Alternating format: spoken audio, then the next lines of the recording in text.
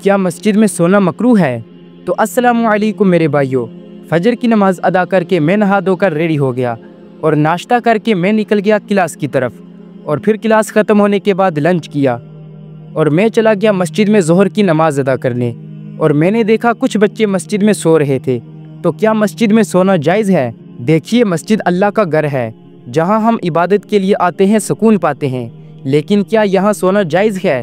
جی ہاں، اگر کوئی مسافر ہو یا ضرورت مند ہو تو مسجد میں سونا بالکل جائز ہے۔ حضرت عبداللہ بن زید رضی اللہ تعالیٰ عنہ فرماتے ہیں، میں نے رسول اللہ صلی اللہ علیہ وسلم کو مسجد میں لیٹے دیکھا، آپ نے ایک پاؤں دوسرے پاؤں پر رکھا ہوا تھا، تو اس سے ثابت ہوا کہ مسجد میں سونا جائز ہے، لیکن شرط یہ ہے انسان پاک ہو، مسجد کا ادب ملحوظ رکھے اور کسی کو کوئی تکلیف نہ ہو، اور اللہ ہمیں سچ اور ادب کا پابند رکھے۔ اور میرا آپ سے ایک سوال ہے کہ اللہ نے سب سے پہلے کیا بنایا؟